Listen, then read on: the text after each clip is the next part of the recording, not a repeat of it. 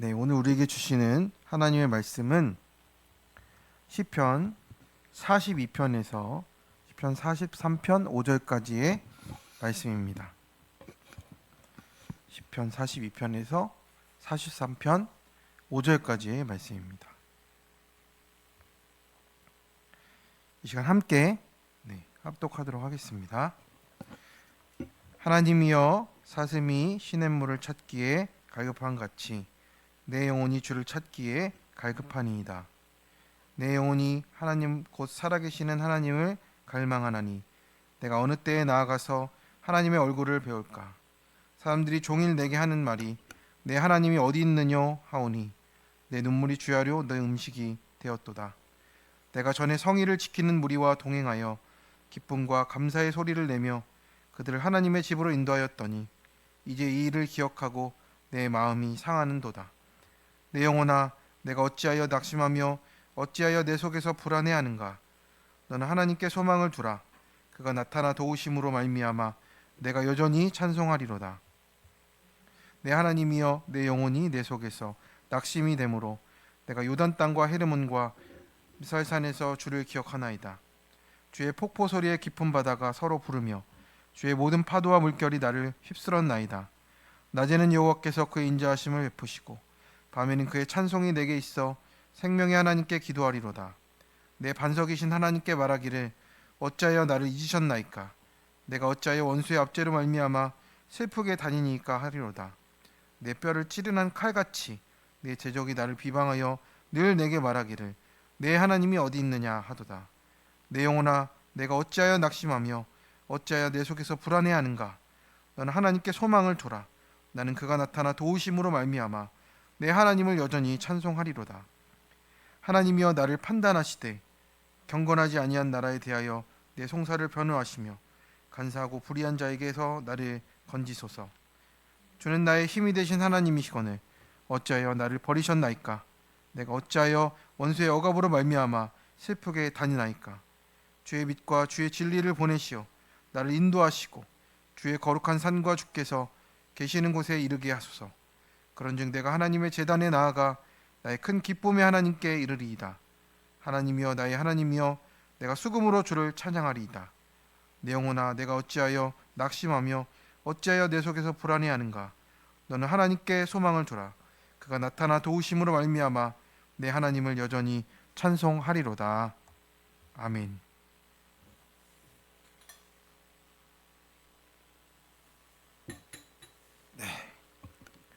네, 오늘도 이 아침에 하나님의 말씀 앞에 또 주님을 사모하는 마음으로, 그 말씀을 사모하는 마음으로 나오신 성도님들에게 또 주님의 은혜가 충만히 임하기를 소망합니다. 네, 우리의 인생은 평탄하지 않습니다. 네, 평탄하면 오히려 우리 불안하기도 하죠.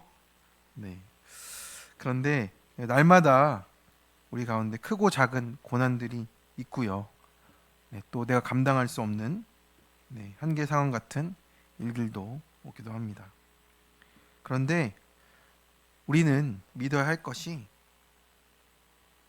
이렇게 되든지 저렇게 되든지 하나님 손안에 우리가 있다라는 것을 믿는 것입니다.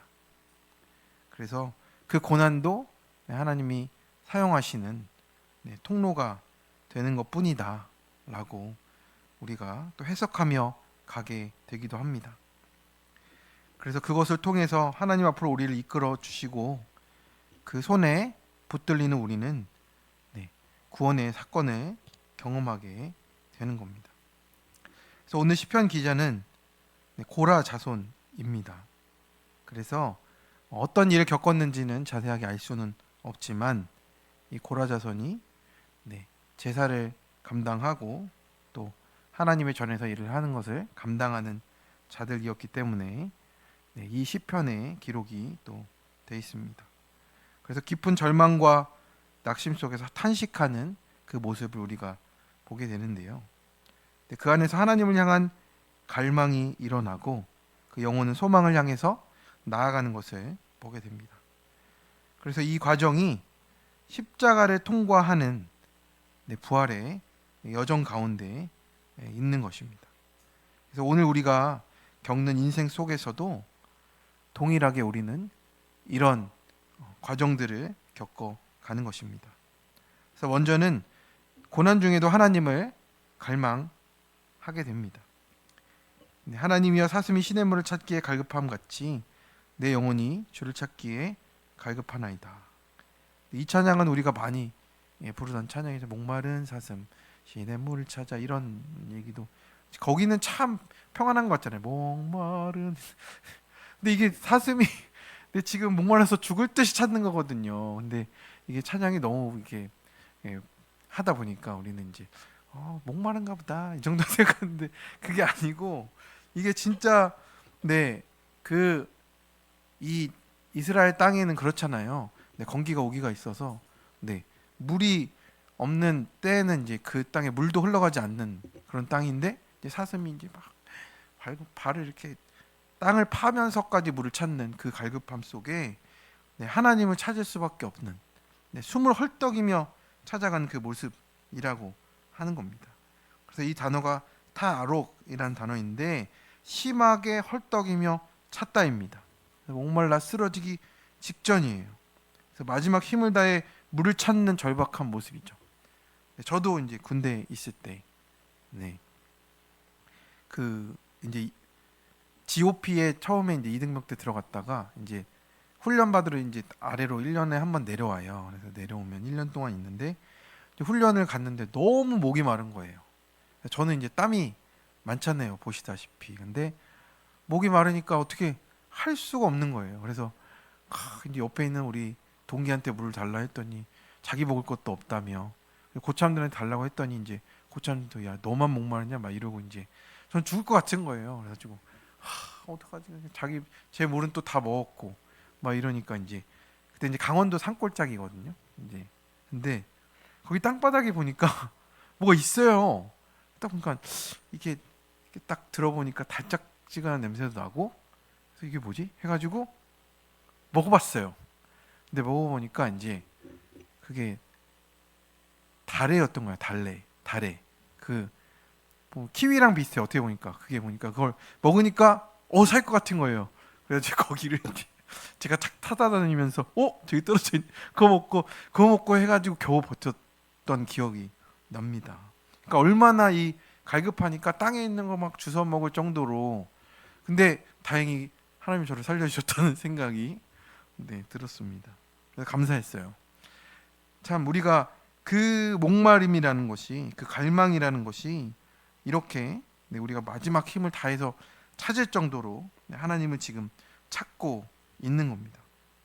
그런데 이 고라 자손이 이 고난 때문에 원망하기보다는 갈망하고 있는 모습으로 나아가고 있습니다. 그래서 이게 종교적인 습관이 아니고 이제 지금 이 믿음에서 나오는 부르짖음이 되고 있다라는 겁니다. 그래서 고난이 우리를 하나님께 더 가까이 데려가는 통로가 되는 것이고요. 그래서 그 고난 가운데 우리가 하나님의 임재를 만나게 된다라는 겁니다. 그래서 내가 갈급하지 않으면 하나님을 만날 수 없고요. 고난이 깊을수록 갈망도 더 깊어갑니다. 그런데 그 갈망으로 해결이 된다면, 해갈이 된다면 얼마나 좋겠습니까? 그러나 현실은 냉정하죠. 사람들이 종일 내게 하는 말이 내 하나님이 어디 있느냐 라고 묻는 것 같다라고 하는 겁니다. 우리가 그래도 믿음 있게 살았다라고 내 인생을 자부하며 살 수 있는데, 그 답답한 상황이 몰려왔을 때 정말 우리가 어떻게 됩니까? 사람들의 조롱이 들려요. 가만히 있는데 너 그렇게 하더니 이렇게 된 거야? 라고 하는 소리가 내 안에 들리는 거예요. 그런데 그게 무거운 돌처럼 덮여서 내가 진짜 광야로 피할 수밖에 없고 아무도 없는 곳에 가고 싶고 하는 마음으로 우리가 눌릴 때가 너무나 많습니다. 그래서 예전에 내가 성의를 지키던 그때를 기억합니다. 그때는 이렇게 내가 기쁨과 감사의 소리로 찬양했었는데 그때로 돌아가고 싶다라고 생각을 하는 겁니다. 하지만 그것이 오히려 또 내 영혼이 낙심되는 일이 되기도 해요. 그때는 그랬는데. 그래서 지금은 그때로 돌아가라고 하는 때가 아닙니다. 하나님. 그때로 돌아가라는 때가 아니라 지금 우리가 무엇을 봐야 할지를 깨달으라고 하시는 것입니다. 그래서 그는 자신을 향해서 이렇게 선언하죠. 내 영혼아, 내가 어찌하여 낙심하며 불안해하는가? 너는 하나님께 소망을 두라. 이 말씀이 상황이 나아졌기 때문이 아닙니다. 그 절망 가운데서도 믿음으로 소망을 다시 되뇌이고 있는 거예요. 그렇지만 해갈은 안 됐습니다. 근데 이게 우리 현실이에요. 반복하고 이렇게 살아가는 것입니다. 그렇지만 우리가 하나님께 소망을 두는 것이 거기에 우리의 진정한 소망이 있다는 것을 알기에 우리가 한 발짝 더 그렇게 나아가는 것이 되는 것입니다. 그래서 갈망은 우리가 하나님을 만나는 귀한 또 과정이 되는 겁니다. 적용 질문입니다. 나는 지금 무엇을 갈망하고 있습니까? 하나님입니까? 환경의 변화입니까? 지금 내게 온 고난에 고통스러워 그 자리에 멈춰 있습니까? 목이 마르고 숨이 차지만 말씀으로 해석하며 한 걸음씩 나가는 것이 소망임을 믿으십니까? 두 번째입니다. 낙심 가운데도 십자가를 통과해야 합니다. 내 하나님이여, 내 영혼이 내 속에서 낙심이 되므로 내가 요단 땅과 헤르몬과 미살산에서 주를 기억하나이다. 주의 폭포 소리에 같은 바다가, 깊은 바다가 서로 부르며 주의 모든 파도와 물결이 나를 휩쓸었나이다. 그래서 시인은 어떻습니까? 계속 낙심이 됩니다. 요단 땅과 헤르몬과 미살산이 있는데 하나님을 만났던 장소 같아요. 그곳에서 하나님을 경험했고 하나님을 찬양했고 누렸던 장소를 떠오릅니다. 그런데 지금 그곳에 갈 수도 없는 상황이에요. 그래서 하나님을 마음으로 기억하면서 나아가고 있습니다. 그런데 이 길은 어떻게 보면 우리가 하나님께서 내게 은혜를 베푸셨던 십자가의 자리로 돌아가는 회복의 길입니다. 하나님이 지금의 때에는 그냥 우리의 인간적인 위로나 그냥 잠깐의 위로를 얘기하는 것이 아니고 이 십자가를 통과하라는 때가 있어요. 그 수술대 위에 우리가 올라가 있는 것과 마찬가지입니다. 하나님이 아무리 불러도 대답이 없고 그런데 그 자리에서 하나님이 이 십자가를 통과하라고 할 때가 있습니다. 저도 이제 저희 아내와의 그 이혼 소송과 이제 별거의 사건을 통해서 저도 그 십자가의 수술대에 올라갔던 것 같아요. 아무리 외치고 소리를 쳐도 기도를 하고 뭐 상담을 받고 뭐 해도 전혀 해결되지 않는 그 갈망 속에 제가 놓였습니다. 그리고 하나님은 저를 그 수술대 위에 올려놓으시고 그 모든 것이 끝날 때까지 저를 그냥 입원시켜 놓으셨어요. 십자가의 이 길을 통과할 때까지 제가 그것을 거듭나고 다시 생명으로 태어날 때까지 저를 그렇게 입원을 시키셨더라고요. 그래서 이 십자가의 자리는 결국에는 우리에게 무엇을 약속합니까? 부활의 소망을 약속을 하는 겁니다. 그런데 우리가 이 십자가의 자리로 들어갈 때 누가 십자가의 자리로 들어가고 싶겠습니까? 원해서 십자가에 달리는 사람은 없습니다. 내 낙심은 환경 때문이 아니고 우리가 십자가를 외면하고 있어서 그렇습니다. 십자가만이 낙심을 이길 수 있어요. 우리는 계속 이 시편을 지은 이 고라자손의 마음처럼 살아갈 수밖에 없습니다. 왜냐하면 죽고 싶지 않아요. 그러니까 어떻게 해요? 소망을 했다가 또 낙심을 했다가 주님이 살려주실 거야 했다가 또 나는 어떡하지? 죽을 것 같다. 이걸 계속 반복하는데 정말 살아나는 길은 뭡니까? 십자가에 그냥 매달리는 거예요. 그러면 주님이 살려주십니다. 그래서 십자가만이 낙심을 이긴다는 말이 저도 그때 이해가 가더라고요. 7절에 보면 주의 파도와 큰 물결이 나를 휩쓸어 간다 하는 이 고난 가운데 있습니다. 고난이 반복되고 그 파도가 계속 몰아치듯이 감정의 심연이 나를 덮는 거예요. 그래서 여기서 그 파도와 물결이 하나님의 통제 아래 있다라고 말하는 거예요. 주의 파도와 물결이라고 하잖아요. 고난이 우연이 아니고 하나님의 주권 속에 있다. 그것을 보게 됩니다. 그것을 보고 있습니다. 그래서 또 이 고라 시인은 뭐라고 합니까? 낮에는 여호와께서 인자하심을 베푸시고 밤에는 그의 찬송이 내게 있습니다. 그래서 9절 말씀에 내 반석이신 하나님께 말하기를 어찌하여 나를 잊으셨나이까 외칩니다. 깊은 신음이죠. 내 뼈를 찌르는 칼같이 나의 대적이 나를 비방하며 내 하나님이 어디 있느냐라고 이렇게 또 나를 찌르는 말들이 반복이 되는 거예요. 어떻습니까? 이것이 우리의 본성입니다. 본질이에요. 그러니까 이거는 죽느냐 사느냐예요. 여기서 우리가 멈추고 뒤로 물러가면 또 우리는 구약의 성도처럼 되는 거예요. 근데 신약의 성도는 뭡니까? 이 십자가를 통과한 믿음을 가진 사람이 되는 거예요. 나 혼자가 아니고 주님과 함께. 우리가 처음에는 주님이 우리를 대신해서 매달려 주셔서 이제 살아가는데요.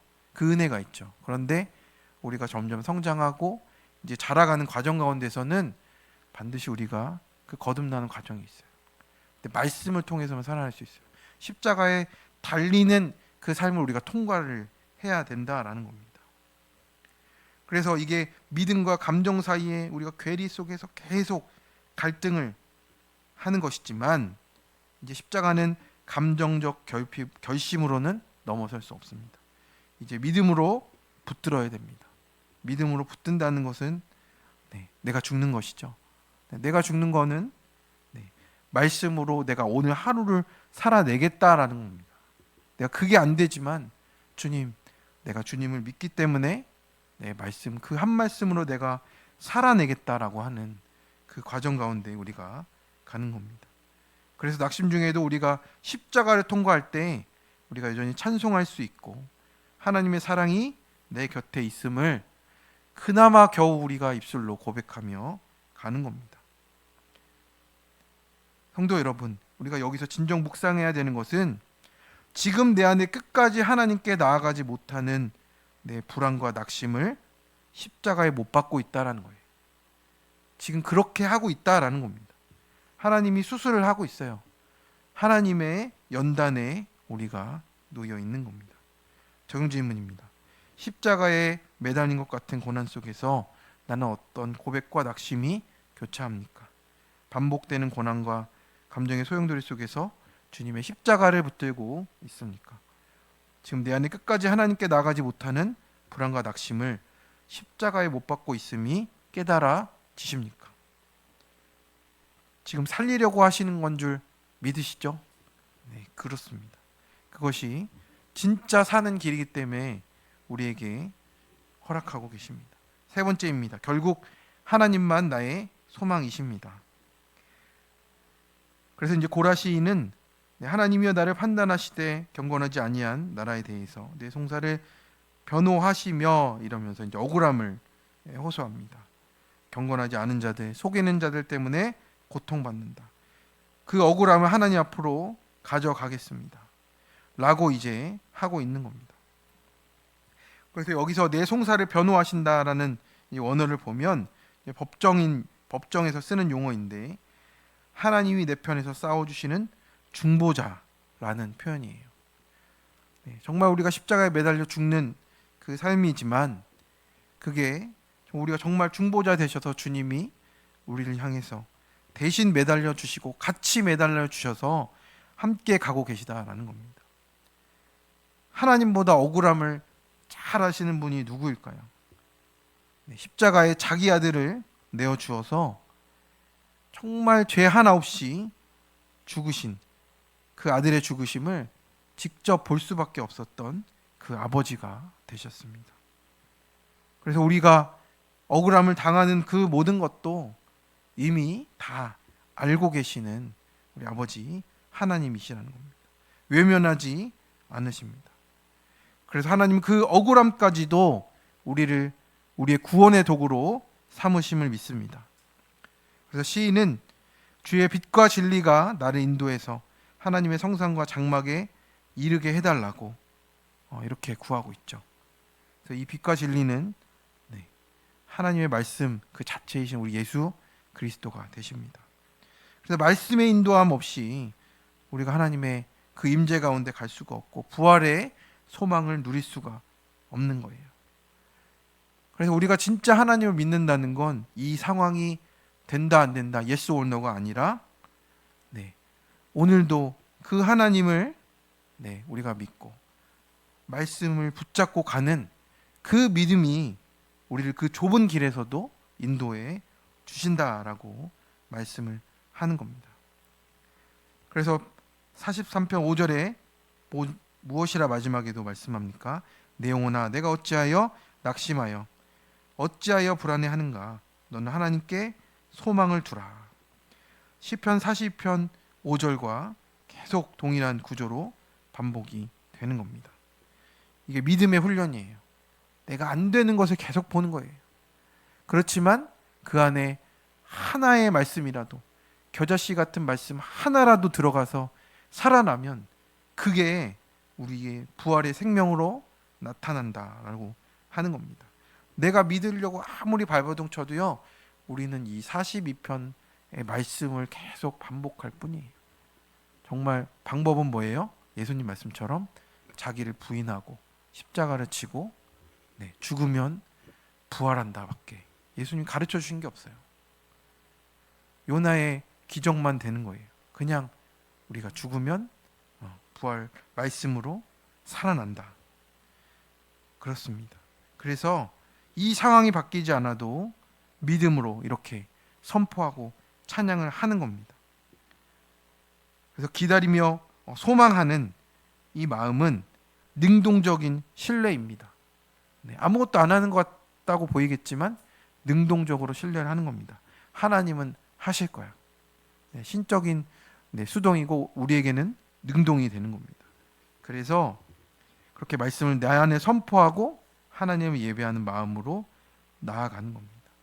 그리고 정말 주님이 하신 그 말씀이 정말 맞습니다. 주님이 맞습니다 하면서 가시다 보면 부활의 자리에서 그 부활의 영광 가운데 빛과 진리 되신 주님을 만날 줄로 믿습니다. 우리 적용 질문입니다. 나는 억울함을 통해 하나님을 더 깊이 만나고 있습니까? 하소연하거나 원망 속에 있나요? 상황이 아니라 하나님 한 분만이 나의 소망이심을 누리고 있습니까? 고난의 이유를 따지기보다 오늘 내게 주신 말씀에 순종하며 주님을 찬양하십니까? 이렇게 기도하겠습니다. 하나님, 오늘도 이 시편의 말씀으로 우리에게 말씀해 주심을 감사를 드립니다. 하나님, 우리의 실존은 바뀌지를 않습니다. 상황에 낙심이 되고 절망이 되고 계속 반복되는 일에 무너지는 내 자신을 볼 수밖에 없습니다. 하지만 주님께서 우리를 찾아와 주셔서 어떻게 이 고난 가운데 이 현실 가운데서 말씀으로 살아내야 하는지를 십자가로 우리에게 보여주셨음을 깨닫게 됩니다. 주님, 우리의 참된 소망이 주님의 십자가에 있는 줄 믿사오니 그 십자가를 붙들게 해주시고 오늘도 그것을 믿음으로 붙들고 나아갈 때 하나님 낙심과 절망의 끝이 아니고 하나님께 소망을 두며 말씀에 순종함으로 살아나는 부활의 소망을 누리며 살아가는 우리 부르신 교회 모든 성도님들 되기를 하나님께 기도합니다. 그래서 그 생명으로 살아남으로 나만이 아니라 우리 가정과 교회와 내가 있는 모든 곳에서 주님의 구원을 드러내게 하여 주옵소서.